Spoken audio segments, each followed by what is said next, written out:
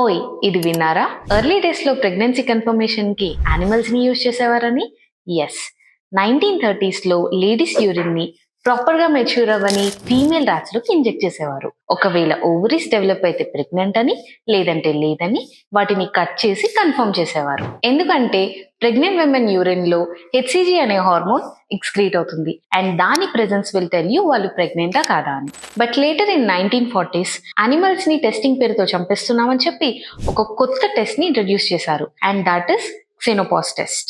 ఈ టెస్ట్ లో యూరిన్ ని ఫీమేల్ ఫ్రాగ్స్ కి ఇంజెక్ట్ చేసి 4 to 12 hours వెయిట్ చేసేవారు. ఇప్పుడు ఆ ఫ్రాగ్ ఎగ్స్ లే చేస్తే హ్యూమన్ ని ప్రెగ్నెంట్ అని కన్ఫర్మ్ చేసేవారు. ఇలా చాలా ఇయర్స్ ఆఫ్ టెస్టింగ్ తర్వాత 1976 లో ఫస్ట్ ప్రెగ్నెన్సీ టెస్ట్ కిట్ ని ఇంట్రడ్యూస్ చేశారు.